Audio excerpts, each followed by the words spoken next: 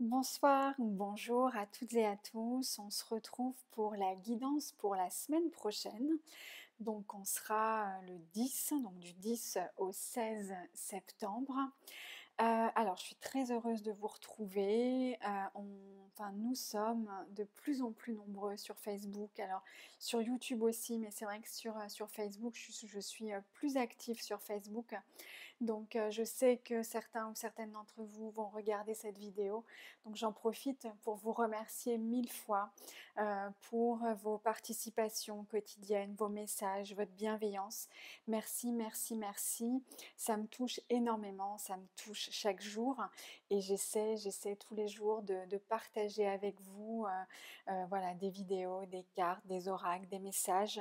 L'objectif pour moi est de vous faire partager mon travail et donc voilà, donc je tenais vraiment à commencer cette vidéo par vous remercier, vous qui me suivez et bien évidemment sur YouTube aussi puisque c'est vraiment en tout cas un vrai bonheur pour moi. Alors, pour la guidance de la semaine prochaine, je vous explique comment j'ai procédé. Donc on va trouver en fait 2 cartes qui sont issues du Golden Universal Tarot que vous connaissez certainement puisque c'est celui que j'utilise à chaque fois pour les taroscopes, les tirages, les vidéos. Et puis donc j'ai complété la guidance de la semaine avec une carte qui est issue du tarot Oshozen et puis une carte qui est issue de l'oracle des cristaux qui doit être de Tony Carmine Salerno si je ne dis pas de bêtises. Alors, vous allez voir, un message qui est plutôt très très clair et puis très homogène sur la semaine prochaine. On va déjà commencer par l'interprétation de cette combinaison de cartes, puisqu'on a un empereur pour commencer et puis un cavalier de coupe pour la semaine prochaine. Alors, la combinaison de ces 2 cartes, si on les regarde déjà, l'une après l'autre, l'empereur va véritablement symboliser la loi. La loi, le cadre, les règlements. Donc c'est vraiment l'idée de respecter les règles. Il y a une forme de maturité à travers cette carte. C'est une lame majeure, bien entendu. On est vraiment dans l'idée avec cet empereur de s'en tenir à des règlements, d'adopter un comportement qui soit, celui qui entre dans le cadre, dans lequel on se trouve, que ce cadre soit professionnel, mais qu'il soit aussi relationnel. Alors c'est une carte qui peut représenter parfois un petit peu de rigueur, voire de rigidité, mais on va cependant retrouver à travers cette carte une forme de maturité. En revanche, la rigidité, c'est celle qu'on peut parfois trouver forcément dans les lois, dans les règlements qui viennent symboliser cet empereur, qui est celui qui dicte un petit peu la bonne conduite à adopter. Et on va voir que finalement cette vibration de l'empereur qui est vraiment dans un cadre, qui est celui, d'ailleurs on le voit, qui est assis fermement et qui impose un petit peu son autorité, va venir être contrebalancé par un petit peu de folie, je dirais, avec ce valet de coupe.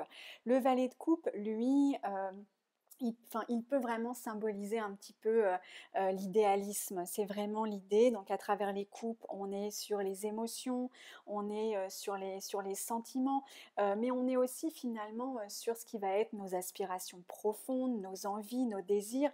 Et ce cavalier de coupe va lui être dans une dynamique, c'est le cas de le dire, beaucoup plus active.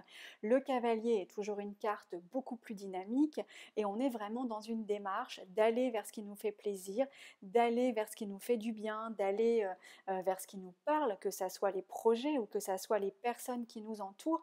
Et finalement, ce que ce message combiné de ces 2 cartes peut venir nous dire, c'est que certes, on peut être contraint, par exemple, parce qu'on a tel travail ou telle relation, on peut être contraint finalement d'avoir un fonctionnement qui soit soumis à des règles, soumis à certaines logiques de fonctionnement, mais ça ne doit pas nous empêcher finalement de faire parler aussi notre cœur.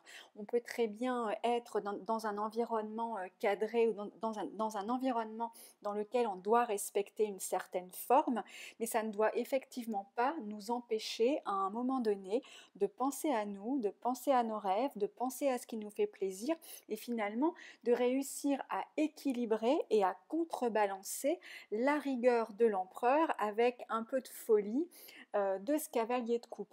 Donc c'est vraiment une semaine où on va plutôt nous demander, certes, de faire preuve de maturité, et on va y revenir avec cette carte issue du tarot Oshozen qui, au-delà de nous dire que on est capable, parce qu'on est réfléchi, adulte et responsable, comme l'est d'ailleurs cet empereur, de prendre des décisions et de s'y tenir, mais on ne doit pas s'oublier non plus. Donc il est aussi question d'intégrer et d'ajouter, pourquoi pas, un peu de folie, un peu d'envie à nos vies, à nos projets, à nos relations. En tout cas, c'est un petit peu le maître mot de la semaine.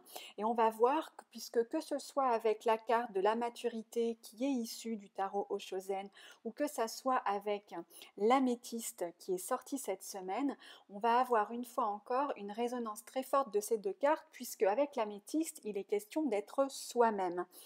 Donc l'améthyste, c'est une pierre, ça comme vous le savez, mais c'est la pierre de la méditation, c'est la pierre aussi de l'évolution spirituelle.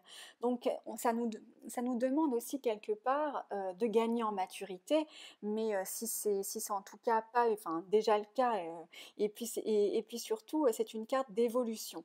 Et l'évolution, ben, elle peut aussi passer par un questionnement que l'on peut avoir sur qu'est-ce que je veux vraiment dans ma vie, qu'est-ce qui est bon pour moi, qu'est-ce qui me fait plaisir. Certes, je suis parfois soumis à des contraintes et on revient sur cet empereur, puisque bien entendu, nos vies sont toutes soumises à des contraintes, à des règles, à des obligations. Mais à quel moment est-ce que je peux finalement intégrer aussi d'autres choses dans ma vie, un peu de légèreté, me faire plaisir et puis finalement partager aussi mes envies, mes passions. Eh bien, ça semble nous dire que, en tout cas, c'est le bon moment pour le faire. Que ça soit avec cette carte de l'améthyste qui vient effectivement confirmer qu'il est peut-être temps justement de grandir, d'évoluer, pourquoi pas d'opérer les transformations dont on a envie peut-être depuis un certain temps. Et puis, en complément, une fois encore, avec la carte de la maturité issue du tarot Oshozen, on nous dit effectivement que nous sommes prêts. La carte de la maturité, c'est un petit peu l'idée que quand la pomme est mûre, elle va tomber de l'arbre. Eh bien, à travers cette carte, on vient nous dire que c'est le moment d'opérer les changements ou les réajustements nécessaires. On nous dit effectivement qu'on est prêt, qu'on est grand, qu'on a certainement toutes les connaissances, toutes les compétences justement pour pouvoir le faire. Et au-delà de nous dire que nous sommes grands adultes responsables, c'est vraiment aussi le message qui veut nous dire c'est le bon moment. Donc il semble qu'on soit plutôt sur une semaine où il est question de remettre un petit peu d'équilibre entre la rigueur, les contraintes et puis le plaisir.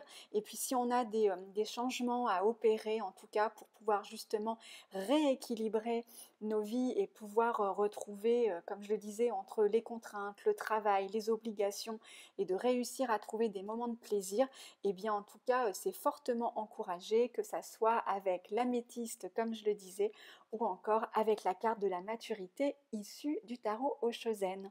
Voilà ce que je pouvais vous dire pour cette semaine. N'hésitez pas, comme d'habitude, à me faire part de vos commentaires. Et puis, on se retrouve certainement dès demain sur Facebook. Et puis, la semaine prochaine pour une prochaine vidéo sur YouTube.